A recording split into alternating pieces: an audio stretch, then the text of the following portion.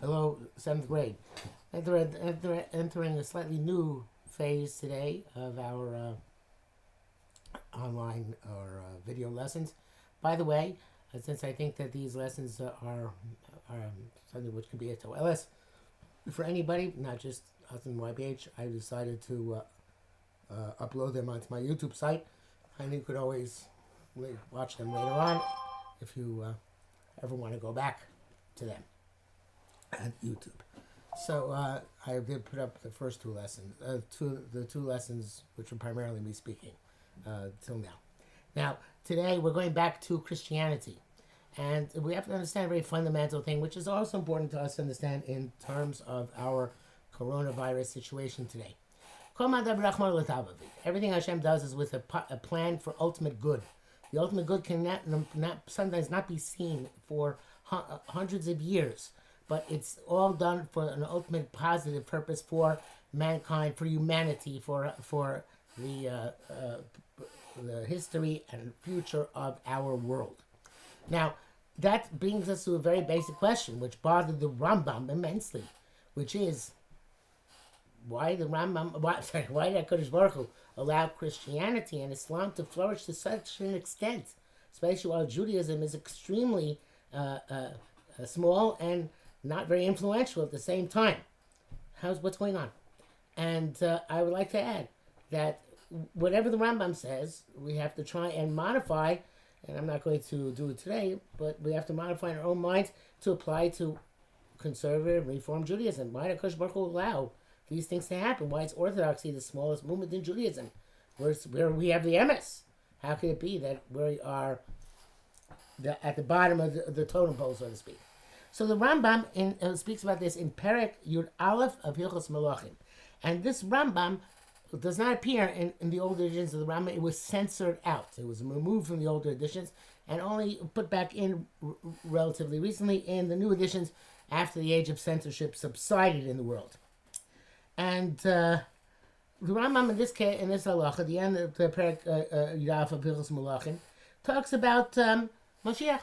And he says Mashiach, as I mentioned yesterday, only has to do three things. If you do those three things, you are Mashiach. No problem. If you don't do those three things, then the Rambam says, and we mentioned this yesterday, if you do not succeed to do that, or you're killed. Well,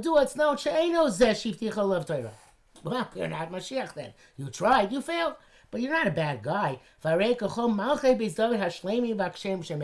Just like any other king of the house of David, who were complete in their service of God and who are good people who died.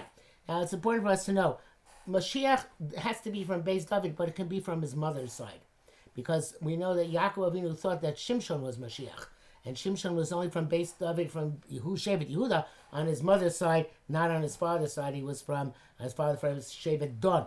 So therefore, when we talk about Mashiach being from Beis David, it doesn't necessarily mean he has to be from Shevet Yehuda. Again, it can be on his mother's side. So therefore, anybody basically can get up and say, yeah, I'm a candidate to be Mashiach. So then he says, it continues, and he says, well, so why has Hashem allowed this to happen? Kodesh Baruch Hu only set him up in order to test the masses. It says, intelligent people stumble. They're not going to necessarily get it right, everybody. But this is to refine them and to educate people, not to trust human beings who portray themselves to be more than they probably are. And this is actually a quote from Pasuk Daniel. To clarify and to make literally whiten, bleach until the end of the appointed time, because there's still time till Mashiach comes. Now, that is where the Rambams, which were censored, ended. In other words, most of the Rambams which were printed before the 20th century. There the Rambam goes on. He says, Af Yeshu HaNotri, even Jesus the Nazarene, Shadima Shoyem Yemashiach V'nerag Bebeistin. He thought he was a Mashiach, and according to the Rambam's Messiah, which seems to be in fact alluded to in our Gemara, he was killed by Beis Din. Now, this is a very big difference of an opinion out there, because we prefer if the Romans killed him, because that makes life easier for us, and we're not called Jesus killers. But there is a Masorah in our Gemara that we're the ones who killed him, because he was a false Messiah, and some places put down that he was a sorcerer. Okay, the so obviously you could tell why this was not pleasing to the authorities, and why either the authorities removed this from the standard Rambam, or we removed it lest the authorities be displeased with us. Daniel already testified that Yeshua will come along. Shneimar says, "Ubnei paritze amcha," sons who are going to break out inappropriately. Will yinasu la'amid chazon. They'll uplift themselves to try and bring about the vision of Mashiach, and they are going to stumble. Is there any greater stumbling block than that? All the prophets said Mashiach is going to redeem Am Yisrael from their travails. And he saves them. And he ingathers their exiles. And he fortifies their mitzvos. But Yeshu Goram la'abed Yisrael b'cherev. He caused the Jews to be dissipated by sword. Not necessarily the Churban HaBayis, but certainly since then. Fazer Sherisam, to scatter their remnants. Lashpilam, and to bring them low. Ulachlif HaTorah, and to turn to exchange the old Torah, the Old Testament, for a new Torah. Ulatos Rov Olam, and cause most of the world to be mistaken, to follow him by mistake. And to serve a God other than Hashem, because according to Christianity, there are three parts of God: the Father, the Son, and the Holy Spirit, which used to be called the Holy Ghost. And one can worship Jesus in Christianity, and that for us is Avodah Zarah. So why? If all this tragedy is going to befall as a result of his coming on the scene, what's Hashem's master plan? So he says, "Avo machshavos borei holam," the thoughts of the Creator of the world, ein koach b'adam lasigam. A person cannot grasp them. Ki lo derechenu derachav. Our ways are not his ways. Lo machshavosenu machshavosav. And his thoughts are not our thoughts. V'chol advarim me'elu. All of these matters. Shel Yeshu HaNotzri, of Jesus the Nazarene. V'shel Zeh Yishmaeli, and of that Arab who came afterwards, Muhammad, for the Muslims. Same issue. They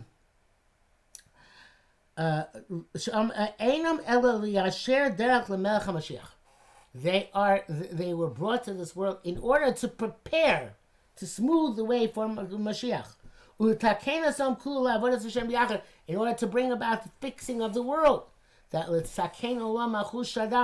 To fix the world in the kingship of HaKadosh Baruch Hu, that everyone should turn to Hashem and serve Hashem together. It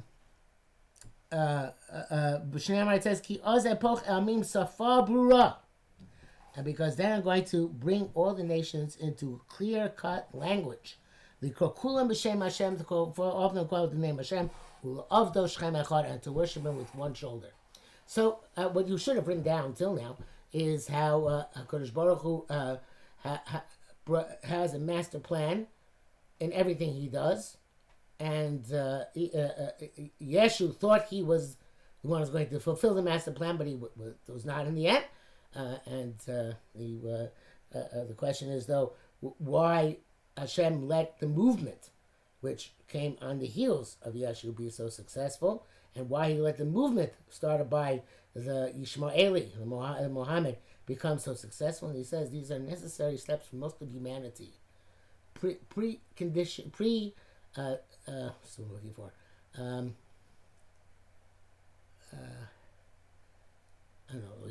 don't know, but these are preliminary steps, which are necessary for most of the masses to come to MS.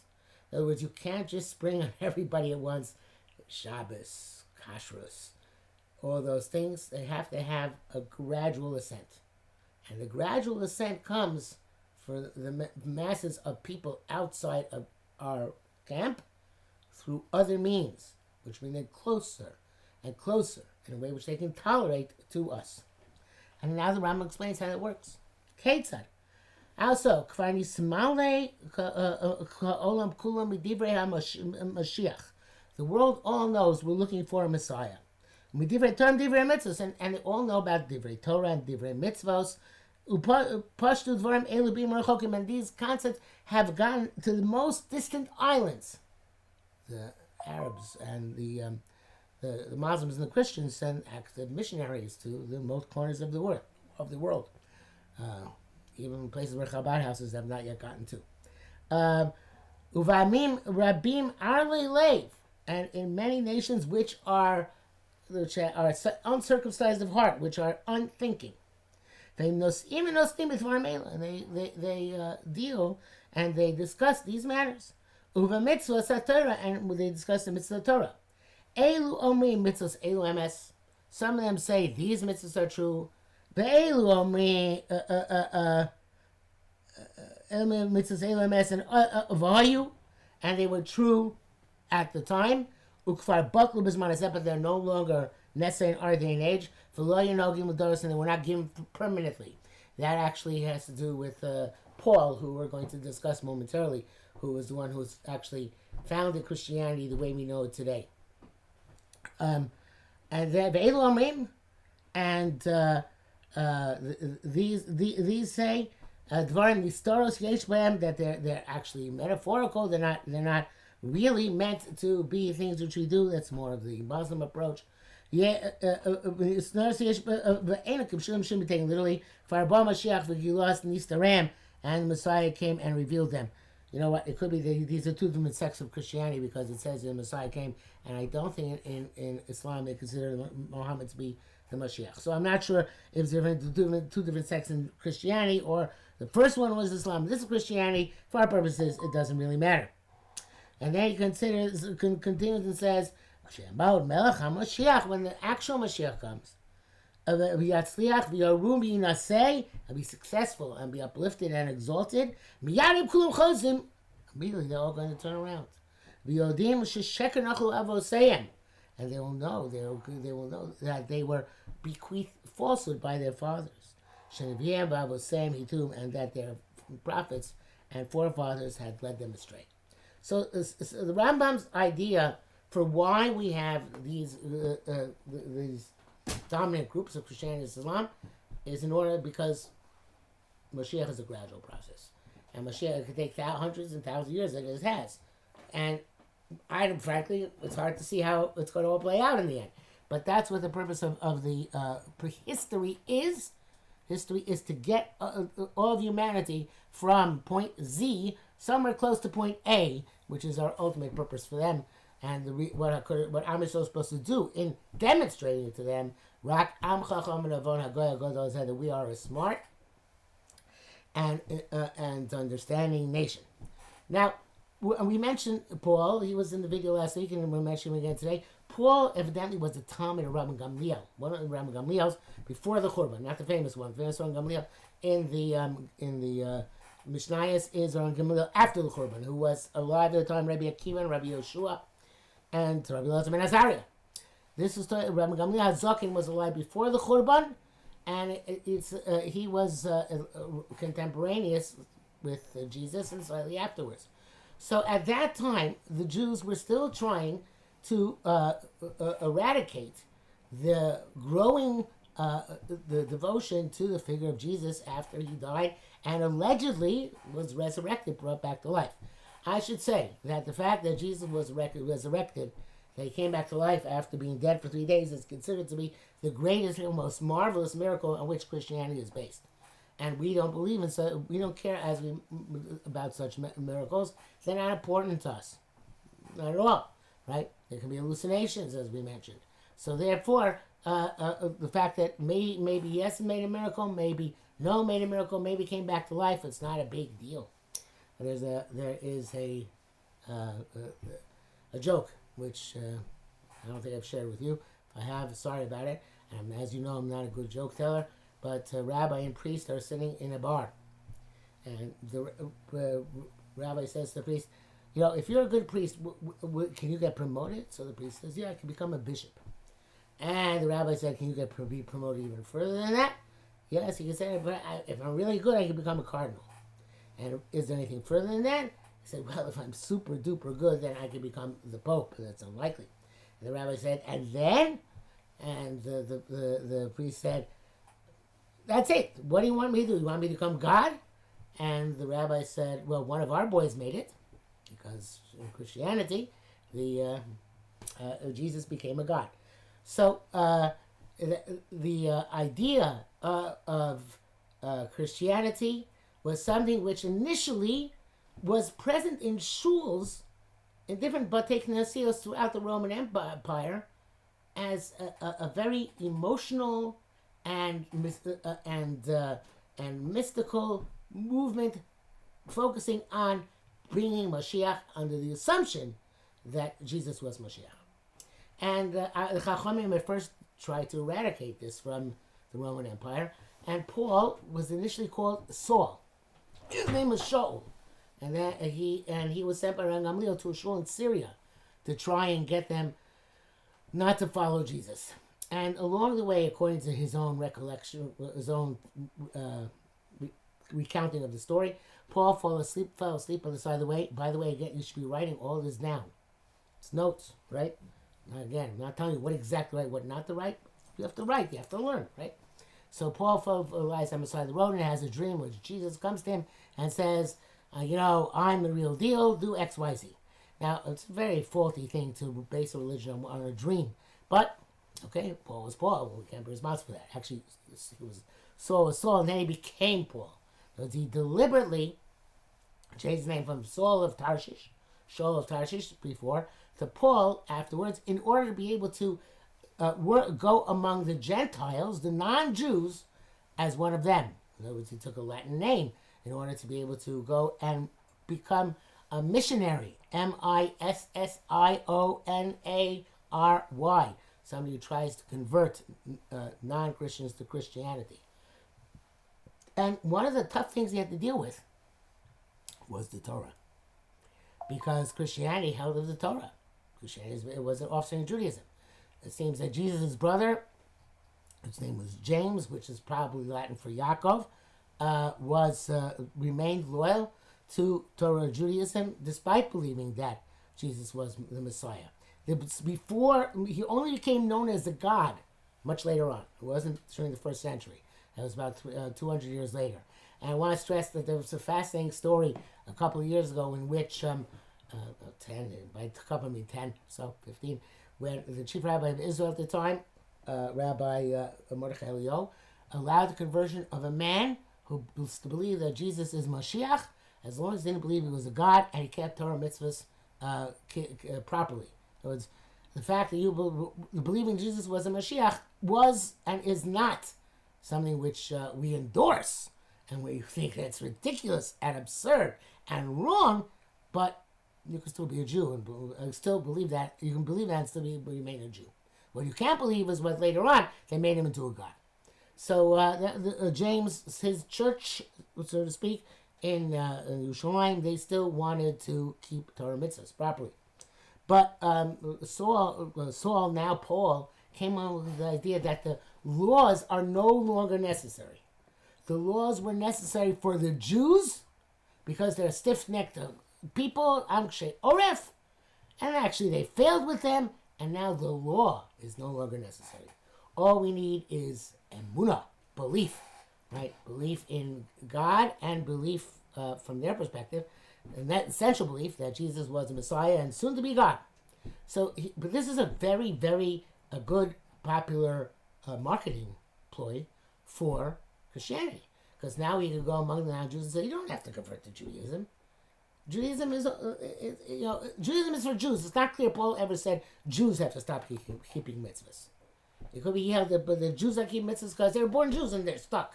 But he was saying that Gentiles can get equal olam haba, equal reward, and be of equal significance, even and don't have to keep the mitzvahs. The law was for the Jews. It's no longer necessary anymore. And needless to say, that made Christianity very popular among people who didn't want to have all those laws. It was not popular with the Romans. The Romans were not happy with the Christians because the Christians were monotheists, like the Jews, believed in, well, at that time, in God, but and they were, unlike the Jews, actively involved in missionizing and taking this all over the world. Okay, so and Paul is really the founder of Christianity as we know it, because he's the one who actually made observance of the Torah unnecessary. Okay, so today we learned about the purpose of Christianity and Islam. We learned about what happens at the time of Mashiach, which makes this all worthwhile. And we also learned about Saul, and how he is the true founder of Christianity from our perspective. And he never saw Jesus alive. He functioned after Jesus' death. The only way he saw Jesus was in that dream. And from this we learn, again, that dreams are not something to be pursued as sources of truth in any way, shape, or form. Talk to you, I think, Monday. Here's the show.